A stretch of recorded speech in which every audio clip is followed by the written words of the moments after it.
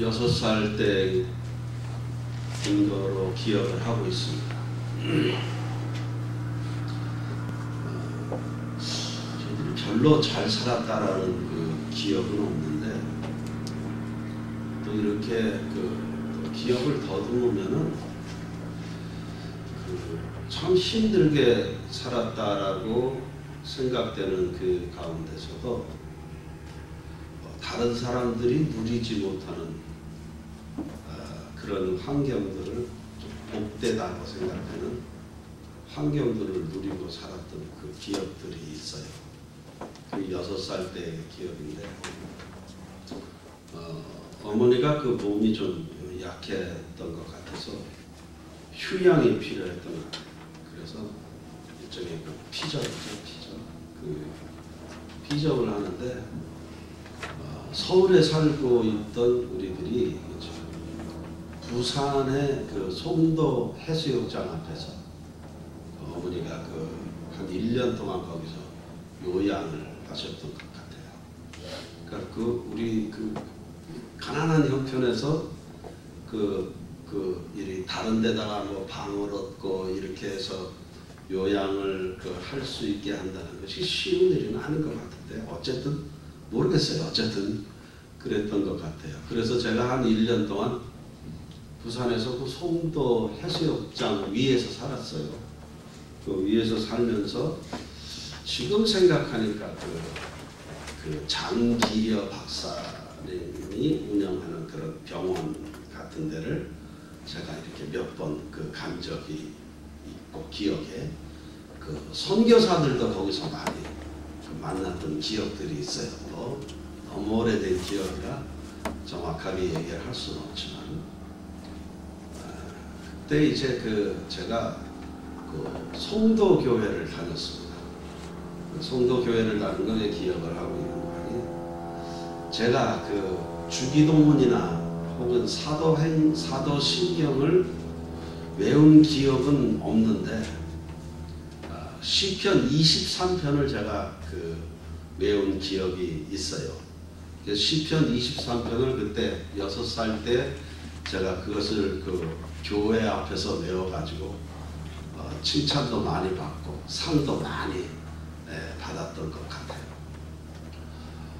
신학교를 갔는데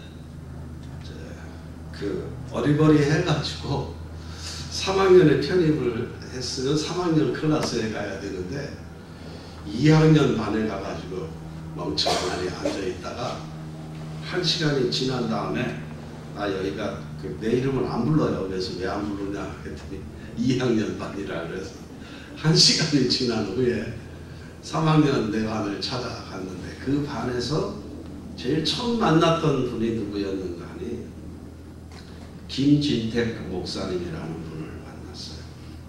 아주 합동측, 장로교 합동측에서는 상당히 영성이 있는 분이라고 알려져 있죠. 제 칼럼에도 김진택 목사님의 이야기가 나와 있죠. 그분을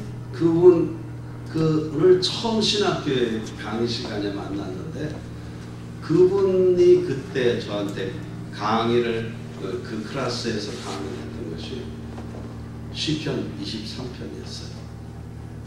그래서 제가 신학교를 졸업하고 제일 먼저 공식적으로 성경 문제집을 하나, 성경 공부 교재를 하나 만들었는데, 그것이 시편 23편 강해였어요.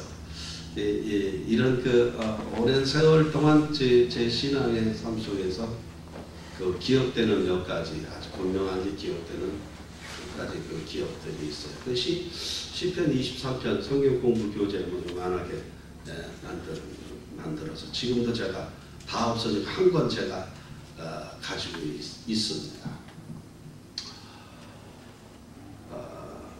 고등학교 2학년 때인 것 같아요. 고등학교 2학년 때 설교 대회라는 것이 있었어요. 고등학생, 그때는 그런 게 많았어요. 고등학생을 대상으로 해가지고 제가 이래 보여도 SFC 그러니까 Student for Christ라고 하는 학생 그 신앙운동 거기에 제가 서울 지역 회장도 했던 사람이에요. 좀 너무 물렁하게 보지 마세요. 저 괜찮은 사람입니다. 근데 그때는 이 고등학생들을 대상으로 해서 무슨 설교 대회 같은 것도 많았고 무슨 뭐 찬송가 경연대, 뭐 퀴즈 대회. 제가 지금도 기억나요. 충영교회에서 했던 그 퀴즈 대회 제가 교회 대표로 나가가지고 그 4등인가 했어요. 그 4등은 별거 아닌 줄 아는 거였는데 이거 굉장한 거예요. 그 4등이면요. 그러니까 우리 교회 대표로 나갔다는 것만으로도 대단한 거예요. 왜냐하면 중고등부 학생이 한 700~800명 됐었으니까요.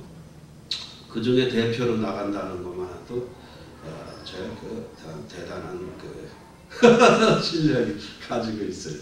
한 가지 더 알려드릴까요? 제가 고등학교 때 1년 동안 교회에서 성가대 주의도 했습니다. 이렇게도 1년 동안 그 성가대 대원만 몇 명이었는지 아세요? 한 40명 정도 됐었습니다. 근데 지금 이제 나이 먹어가면서 그 빛나는 장점들이 다 어디로 날라가 버리고 이제 세월이 점점 이제 쇠퇴해져 가네요. 그 고등학교 2학년 때 제가 설교대회에 나가서 2등을 했습니다. 아무리 생각해도 내가 그 1등한 친구보다 설교를 더 잘했다라고 생각이 되는데 한 가지 이제 부족했던 것이 있어요. 그 친구는 그 설교의 내용 중에 다양한 그 예화를 들었던 것이 제 설교하고 가장 큰 특징이었던 것 같고 그 설교 평을 하는 분들이 그렇게 평을 했던 것을 기억해요. 그 다양한 예화를 찾아내는 과정이 상당히 설교를 열심으로 준비한 흔적으로 보인다. 그래서 제가 2등을 하고 1등을 딴 사람이 했습니다. 그 1등한 친구도 지금 연대 신학과를 나와가지고 지금 압구정동에서 목회를 하고 있고, 저도 이제 목회를 하고 있었지만은 그때 제가 2등을 했던 때 성경 본문을 들고 나간 것이 바로 오늘 누가복음 17장 11절로부터 19절 이 내용이 그때 제가 고등학교 2학년 때 처음으로 설교를 했을 때 채택했던 이 성경 본문이 바로 이겁니다. 그러니까 이 본문을 제가 잊어버릴 수가 없어요. 잊어버릴 수가 없고 그때 왜 이거를 선택했는지 저는 기억이 가물가물하니까 모르지만은 어쨌든 이제 설교 대회를 하기 전에 우리 전도사님이 제 원고를 다 보더니 참 설교가 참 잘 만들어졌다 그렇게 하고 너 오늘 입상하겠다 이렇게 얘기를 했던 경험이 있어요. 그래서 그 원고를 찾을 수 있으면 그걸 다시 한번 되새김질 하고 싶은데 그 원고는 없고 11월 달 들어서 저희가 그 3번에 걸쳐서 이 감사의 주제로 그 말씀을 좀 같이 나누려고 합니다. 오늘 본문 말씀 10명의 문둥병 환자 그리고 그 환자가 예수를 만났습니다. 그리고 예수를 만나서 그 문둥병으로부터 완전히 나음을 얻었다라고 하는 그 내용이 오늘 본문에 있습니다. 이 고대, 그러니까 유대 사회에서 문둥병에 걸린 사람들은 사실은 있죠. 치료가 불가능한 난치병입니다. 그래서 이것은 천형을 받았다.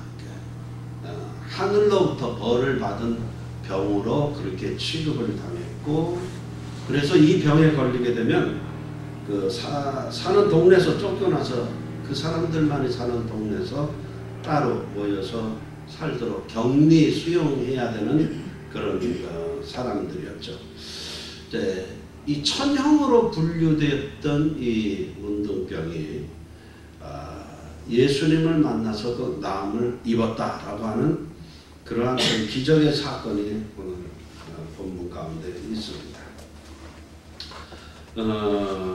그런데 이제 그 중에 나음을 입은 사람들 중에 한 사람, 그것도 사마리아 사람이 단 한 사람 주님께 와서 감사를 드리고 나머지 9명은 감사를 드리지 않고 어디로 가버렸다라고 하는 내용들이 있습니다. 우리가 이 본문을 통해서 생각을 해보려고 하는 것 그래요. 신앙생활의 요체는 무엇이냐? 그러니까 예를 들어서 하나님 앞에 열심으로 예배를 드린다, 주일 성수를 한다, 헌금을 한다라고 하는 이런 열심 같은 것들이 있잖아요. 이런 것들은 사실상 그것 자체가 신앙이라고 얘기하기에는 조금 미흡하죠. 이것은 신앙의 어떤 결과. 신앙을 가졌기 때문에 생기는 현상들, 그렇죠? 내가 저 사람을 사랑한다? 사랑하기 때문에 보이는 행동들이 있단 말이죠. 그 행동을 보인 것 때문에 사랑하는 것이 아니라 사랑하기 때문에 그 행동 양태가 나오는 거죠. 오늘 우리들이 이제 가지고 있었던 믿음이 좋다라고 분류했던 그 모든 것들은 사실은 좋은 믿음을 갖고 있기 때문에 생긴 형태들이다라고 우리가 좀 더 정확하게 얘기를 할 수 있을 것 같습니다. 그러니까 더 중요한 것은 뭐냐면 그 형태를 결정하고 그런 형태의 열심을 담을 수 있는 것은 하나님의 은혜의 세계를 보는 눈을 뜨지 않고서는 그런 일들이 어렵다라고 하는 겁니다. 사람들은요, 본대로 배운 대로 행하는 그 습성이 있어요. 본대로 배운 대로. 그래서 맹모 삼천지교 그런 얘기도 있잖아요. 그 맹자의 어머니가 맹자를 교육시키기 위해서 좋은 것을 보게 하고 좋은 것을 경험하게 하고, 그래서 그 좋은 것이 몸에 습관화시켜서 좋은 사람으로 만든다. 이것이 맹모 삼천지교에 담겨진 그 뜻이라면 그런 원리를 우리 신앙생활에도 그대로 적용을 해보면 마찬가지입니다. 하나님의 은혜의 세계를 제대로 보면은 말이죠, 그 본 사람답게 우리의 삶의 형태가 결정돼서 나오게 되어 있다라고 하는 겁니다. 제일 중요한 것, 신앙생활의 요체는 어떻게 지금 살고 있느냐, 그거는 두 번째 문제라는 거예요. 무엇을 보았느냐, 무엇을 보고 있느냐라고 하는 거예요. 예수님 당시에 그 성전 예배를 주관하던 대제사장 그룹들이 그 사두개파 사람들이라고 얘기하잖아요. 그 사두개파 사람들은 그렇죠, 부활이라는 개념이 없어요. 그러니까 이 땅에서 잘 먹고 잘 사는 것이 축복된 삶이라고 생각을 하게 된단 말이죠. 그러나 영원한 세계, 우리가 죽고 난 그 죽음 이후에 그 영원한 세계를 보고 있는 사람은 이 땅에서의 삶의 목표를 두는 것이 아니라 그 영원한 쪽에다 목표를 두고 있기 때문에 이 세상에다가만 목표를 두고 있는 사람과는 당연히 그 삶의 양태가 달라질 수밖에 없다라고 하는 것이죠. 중요한 건 그겁니다. 내가 보고 있는 하나님의 나라, 쉽게 얘기하면 영적으로 이렇게 표현을 하는데 그 영안을 떠야 된다라는 말도 하고요. 정말 그 신앙의 눈을 떠서 내가 무엇을 보고 있느냐에 따라서 우리의 삶의 양태가 결정이 되어 간다라고 하는 겁니다. 그래서요, 어떤 시각을 가지고 있느냐에 따라서 같은 상황을 보고 느끼는 감정이 다르고, 마찬가지로 보는 것에 따라서 삶의 양태가 바뀐다라고 하는 겁니다. 똑같은 상황을 본단 말이죠. 어떤 사람이 예를 들어서 그 개업을 했다. 그 똑같이 개업을 한 걸 우리가 보고 있습니다. 두 가지예요. 잘 될 거야. 이렇게 생각해 주는 사람이 있고, 또 한쪽으로는 잘 될까? 이렇게 생각하는 사람이 분명히 있을 겁니다. 자, 이제 그 시각을 가지고 보면요. 이제 뭐 예를 들어서 뭐 가게를 시작한 사람, 비즈니스를 시작한 사람이 지금 쭉 비즈니스를 해가는 과정을 보면서 그들에게 보여지는 이 그 행동이 달라요. 뭐 되네. 이렇게 냉소적으로 끝까지 냉소적으로 가는 사람이 있어요. 되네. 쟤 뭐가 저렇게 복이 많아가지고 저렇게 잘 되는 거지? 한쪽에서는 처음부터 이걸 긍정적으로 보고 있는 사람은 잘 돼서 반갑다, 고맙다, 즐겁다, 행복하다 뭐 이런 표현이 나오게 되는데요. 한번 꼬인 시각으로 보게 되면 그것이 늘 냉소적인 시각으로 똑같은 상황을 어떤 시각으로 보느냐에 따라서 달라지게 되어 있다라고 하는 겁니다. 별거 아닌 것 같죠? 생각이라는 게.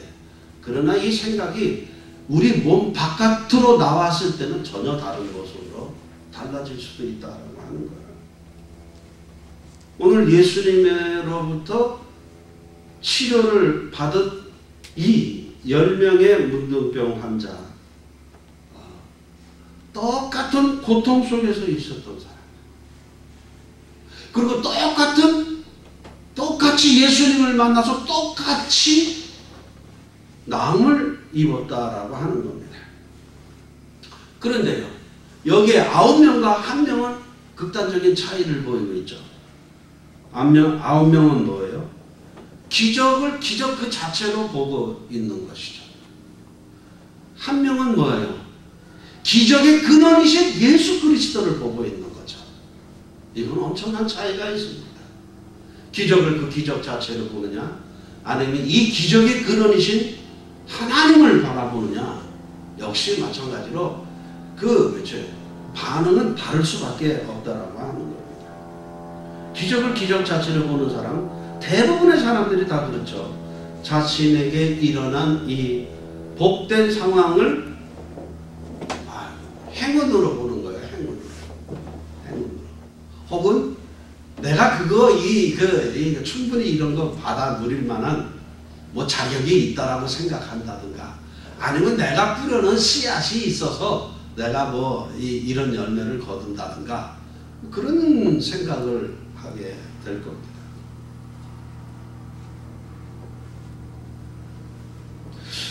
그러나 하나님의 은혜로 주어진 것을 아는 사람은요, 거기에 뭐가 따르는가 하면 감사라는 것이 따릅니다. 감사. 오늘 나에게 주어진 이 큰 복이 어디로부터 시작됐느냐? 그 복의 근원을 추적해 보면 하나님으로부터 내가 받은 거구나. 당연히 어디? 하나님께 감사를 해야 되는 거죠. 똑같이 기적을 체험하고 똑같이 고통 속에 있었는데, 그치? 마지막으로, 그치? 예수님 앞에 보여진 행태는 전혀 다른 행태로 나왔다라고 하는 겁니다. 자, 생각을 해보십시오. 이 문둥병에 걸렸다라는 건요, 정말 참혹합니다. 참혹해요. 지금 한국에는 거의 문둥병 환자가 없다고 그럽니다. 그래서 옛날에 있던 그 소록도 그 요양원이 지금 폐쇄됐다고 얘기를 하죠. 아직 중국에는 너무 이 나환자들이 많아요. 아시다시피 우리가 그 새소망 선교회를 통해서 이 나환자 진료소를 우리가 돕고 있었는데, 그 금년에는 아직 우리가 재정적인 도움을 전혀 못 하고 있는 것 같은데요. 거기를 제가 가보고 내가 뭐 아굴골짝 빈들에도 어디든지 가오리다 그렇게 찬송 부른 건 완전 생쿠라였다. 제가 이렇게 고백을 했습니다. 왜냐하면 가고 싶지 않아요. 가고 싶지 않아요. 못 가겠어요. 정말 그들의 삶 속에 내가 들어간다는 것 자체가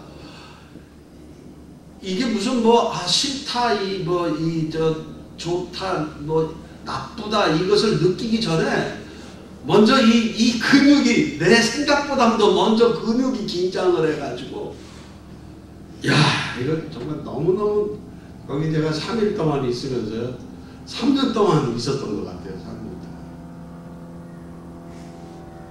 못 있겠어요. 너무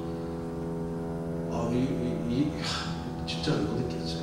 아니 내가 그러지 야 정말 난 정말 이거 목사가 뭐 맨날 사랑을 외치고 뭐 삶의 경계를 없애고 손 그 입만 가지고 나불거렸지 난 내가 이렇게 내 자신이 너무 배신감을 느끼는 거예요. 내가 내 자신에 대해서 이럴 수가 없어요. 어떻게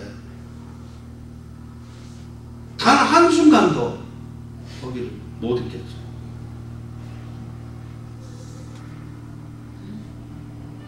뭐 그냥 뭐 또 갔으니까 뭐 뭔가 흔적을 또 남기고 와야 될 것 같기도 해서 거기 또 청소를 했습니다.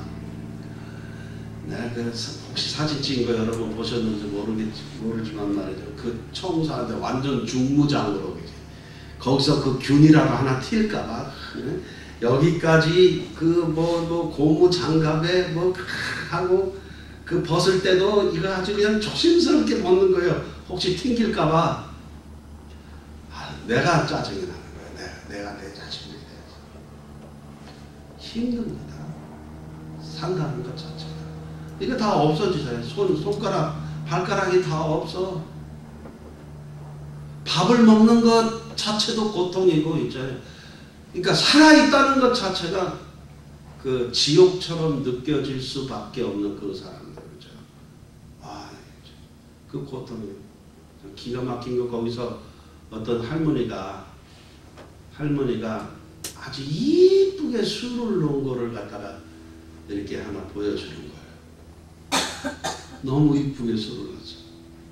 손도 발도 아무것도 없는데 이거 참 어떻게 그걸 그렇게 아름다운 술을 그렇게 아주 예민한 세밀한 술을 놓을 수 있었는지 몰라요.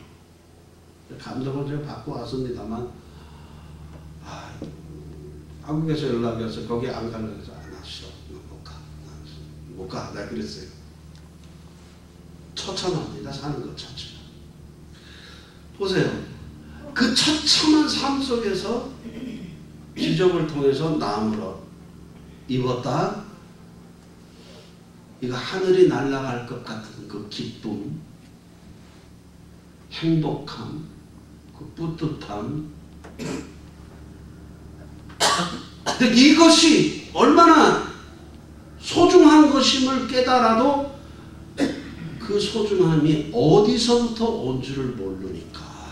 그렇죠? 이런 거를 우리는 영안이 어두워졌다라고 얘기를 하는 겁니다. 볼 걸 제대로 못 보니까.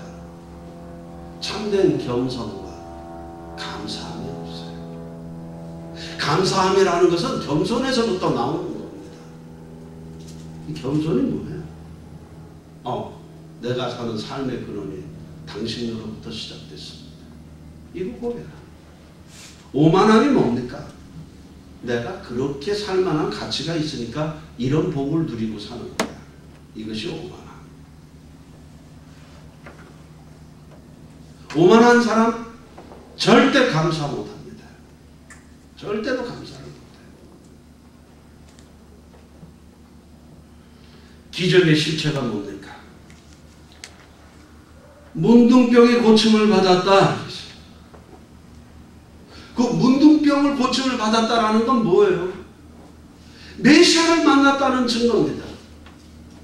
메시아 오면 이런 표적이 일어날 것이다. 이런 기적이 일어날 것이다.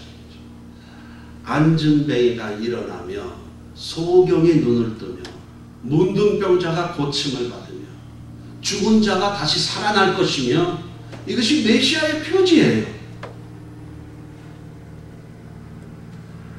이 문둥병이 고침을 받았다라고 하는 것은 메시아가 오셨다는 가장 큰 증거입니다. 오늘 이런 표현이 있죠. 예수님을 찾아와서 감사합니다라고 얘기한 이 사람이 사마리아 사람이었다라면 나머지 9명은 유대인이었을 가능성이 훨씬 많습니다. 이 문둥병이 나음을 입었다라고 하는 것은 유대인들에게 있어서는 메시아를 만났다라고 하는 가장 큰 정확한 표지입니다. 그런데 이 사람들은 그 기적 자체에만 시선이 꽂혀 있었기 때문에 그 기적의 근원이신 메시아를 보지 못했다라고 하는 겁니다. 메시아를 보지 못했다. 오히려 사마리아 사람은 유대인의 메시아는 아무 상관이 없는 사람들입니다. 왜냐하면 유대인들에게 버림받아 있는 사람들이 사마리아인이기 때문에 유대인의 메시아가 오든 말든 아무 상관이 없는 그 사마리아 사람은 오히려 메시아이심을 고백했다는 겁니다. 그분께 와서 감사를 드렸다라고 하는 감사의 행위 그 자체도 의미가 있는 일이지만 오늘 이 성경을 기록한 이 저자의 의도를 우리가 더 깊이 추적을 해간다면 그 감사 속에 담겨져 있는 메시아에 대한 바른 인식, 이것이 중요하다. 메시아와 상관없는 사람이 메시아를 알아본다. 그리고 감사를 드린다. 사마리아 사람에게 있어서 이 구원이라고 하는 아무런 관계가 없는 말이에요. 그런데 언감생심, 정말로 기대하지 않았던 이 구원이라고 하는 것까지 우리 주님으로부터 선언을 받고 있어요. 병나음과 함께 더불어 구원을 선언받고 있는 이 사마리아 사람의 모습. 병만 나았지 구원이라고 하는 이 이야기를 듣지 못하고 있는 마땅히 구원받아야 될 이 9명의 유대인. 아주 극명하게 대비됩니다. 무엇을 보느냐에 따라서 이들의 마지막은 이렇게 달라요. 구원받았다라고 하는 선언 함께 주어졌느냐, 그저 병만 고침을 받고 그저 자기 마음대로 또 세상을 살도록 버려둠을 당했느냐, 전혀 다르다라고 하는 것이죠. 우리는 이 9명의 사람들에게서 대부분의 세상 살아가는 사람들의 삶의 모습을 보는 것이죠. 이들의 특징, 감사함, 이것이 없기 때문에 이들은 좋은 것을 받았으나 좋은 것을 아름다움으로 만들어내지 못하고 그 좋은 것을 받은 것 때문에 그 좋은 것을 준 사람에게 오히려 절망감과 배신감과 탄식을 하게 만든다라고 하는 것. 사도 바울이 그래서 얘기해요. 너희들이 선을 행하다가 낙심하지 말지니라. 왜 그러겠어요? 99%가 다 선을 행하다가 낙심하고 다 절망합니다. 90%가 다 이런 말을 해요. 선을 행한 사람 중에 내가 다시는 내가 이 일을 행하나 놔라. 절대 안 한다. 감사를 한 사람이 하지 못한 것이 또 다른 사람이 그 선한 일을 하지 못하도록 부정적인 동기부여를 하고 아름다운 것을 만들어내지 못하고 있는 거예요. 선한 것을 만들어내지 못하고 있다라고 하는 겁니다. 마땅히 봐야 될 것을 보지 못하면 그렇다라고 하는 겁니다. 우리 주님께서 얘기하십니다. 9은 어디 있느냐? 9은 어디 있느냐? 하나님께서 우리 인생들의 사는 모습을 보고 탄식을 하고 계시는 거예요. 9은 어디 있느냐? 오늘 우리를 향하여 하나님께서 그렇게 물어보실 수도 있어요. 너 아홉은 어디 있느냐? 너의 그 인색함 속에, 너의 그 게으름 속에, 너의 그 생각 없음 속에 우리 주님이 계실 곳이 없어. 그 아홉은 어디에 있느냐? 아홉은 어디에 있느냐?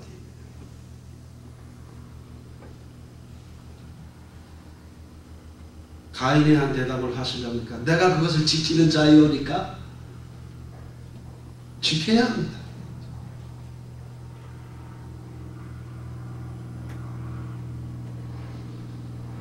살다 보면 사람들 다 암담한 시절이 있어요. 좌우 사방을 둘러봐도 숨 쉴 구멍도 보이지 않고 나갈 구멍도 보이지 않고 암담하던 시절이 있어요. 그리고 그때 이제 이거 한 가지만 해결돼도 좋겠다. 이거 한 가지만 해결돼도 좋겠다. 그 간절함이 있었을 때가 있어요. 믿어지지 않으실런지 모르겠지만 제가 장교로 임관하기 전에 받은 훈련은 말이죠. 아주 격렬한 훈련이었어요. 그 124 군부대 그 청와대를 습격했던 북한의 124 군부대보다 더 센 정예 그 군인들을 양성하는 곳이었기 때문에 그렇습니다. 지긋지긋합니다. 그 훈련 지금 생각해. 지긋지긋해요. 너무 힘들었어요. 아침에 기상나팔 소리를 들으면요, 이건 무슨 그 악마의 소리처럼 그렇게 들려요. 그 기상나팔 소리가. 잠을 제대로 잔 적이 없어요. 잠을 잘만 하면 일어나서 또 기합받고, 또 잘만 하면 또 일어나서 기합받고, 도대체 한순간도 마음 편하게 이렇게 잠자리에 들지도 못하는 거의 그런 생활을 그렇게 격렬하게 하고 날마다 뛰고 먹고 뛰고 제가 몸무게 53kg에 키가 169cm였으니까 얼마나 비쩍 마른 그 아주 체력도 엉망이고. 근데 그 격렬한 훈련을 겪으면서도 그 훈련이 고통스럽다고 느끼지 못했어요. 왜 그런지 아십니까? 하루에 밥을 3끼를 꼬박꼬박 주는 게 너무 행복해서요. 안 믿어지시죠? 하루 3끼 밥 먹는 게 너무 행복해가지고 그 격렬한 훈련도 격렬한지도 몰랐어요. 3끼만 그냥 3끼만 주는 게 아니에요. 매 끼마다 달걀을 하나씩 건져줍니다. 예? 1년에 소풍 갈 때 하나씩 먹던 그 달걀을 몇 끼마다 하나씩 딱 놔주는 거예요. 밤에는요, 이만한 그 곰보빵을 2개씩 줍니다. 제가 지금도 빵집에 가면 꼭 제일 먼저 사는 건 곰보빵부터 삽니다. 저를 제일 행복하게 만들었던 빵이었어요. 매일 2개씩 이만한 곰보빵을 주는데요. 야식으로 너무너무 행복해서 제가 그저 음식은 추억을 먹는 거다라고, 우리 나이는 그렇잖아요. 추억을 먹는다. 왜 추억을 먹어요? 그것이 그때 그치. 그 곰빵 사실 그게 뭐가 맛있어요. 그것만 보면 행복해지는 거예요. 즐거움이 생기는 거예요. 내가 행복했던 때가 생각이 나고. 그랬어요. 야, 하루 밥 3끼만 이렇게 정상적으로 먹어도 사는 것이 이렇게 즐거울 수도 있구나. 그게 내가 18살 때 겪었던 행복이었습니다. 암담하던 시절에 살았어요. 먹을 것조차 없던 그 시절에 말이죠. 세월이 오래 지나서 음식 맛이 없어 하고 얘기를 하고 있습니다. 예, 그때 느꼈던 고맙고 감사한 것이 다 잊어버렸다는 거죠. 어느 사이에. 그때 하루에 3끼를 먹을 수 있다는 것만으로 늘 너무 감격했어요. 사실은 기도할 시간이 전혀 없어요. 훈련받는 동안. 그래도 저는 늘 식사 기도를 정중하게 했습니다. 하나님, 이렇게 오늘도 풍성하게 밥을 주시니 감사합니다.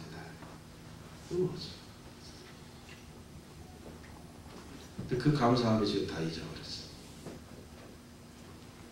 이 나이 먹어가지고 그 좋은 기억들은 자꾸 잊어버리고 나쁜 기억들만 자꾸 생각나. 서러운 기억, 나한테 짜증나게 했던 사람들만 자꾸 기억나고 이래서는 안 되는데 좋은 것만 자꾸 기억이 나요. 이거 우리의 삶이 더 아름다워질 텐데 말이죠. 이거 한 가지만 해결되면 했던 그 간절함이 있었던 때가 있었는데 오늘 우리는 언제부턴가 그 고단함을 잃어버리고 있는 거예요. 감사를 잊어버렸다는 뜻이겠죠. 그 몇 끼마다 느끼던 그 감사함이 없어요. 그 식사 기도도 대충 한단 말이죠. 아유, 감사합니다. 누가 밥을 사주면 할 수 없이 길게 하지 기도를. 안 그러고 그것도 짧게 하고 7초 만에 끝내게. 감사를 잊어버렸다.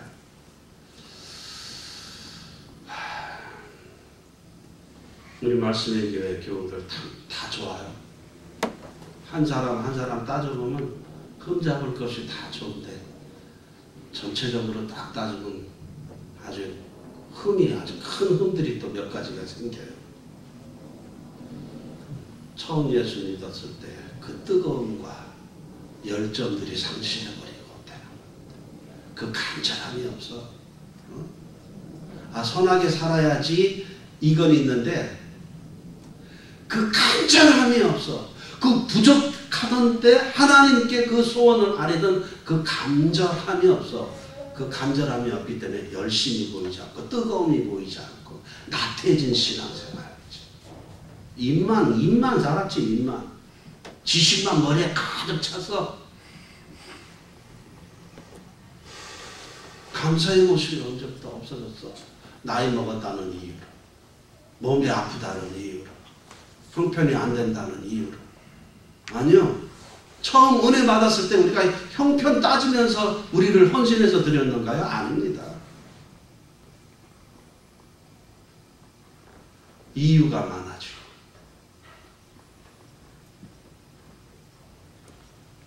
깨어야 돼요. 새롭게 하나님의 은혜를 봐야 돼요. 다시 여러분에게 그 곤고함이 반복되어서야 하나님의 은혜를 다시 본다면 말이죠. 그건 불행한 일 아니겠어요? 형통할 때일수록 더 하나님의 은혜를 기억하고 우리들이 할 수 있는 것을 주님 앞에 드리는 그런 결심들이 더 필요하다는 거예요. 그 모든 우리의 소원이 이루어진 것이 그저 우리에게 주어진 행운으로 생각을 하신다면 그것이야말로 하나님 앞에 가장 오만한 모습으로 서 있는 것이다. 오만한 모습. 하나님의 은혜로 산다는 것을 잊어버리는 것이 가장 오만한 거다. 그러니 감사가 없잖아요. 감사. 뜨거운 열정.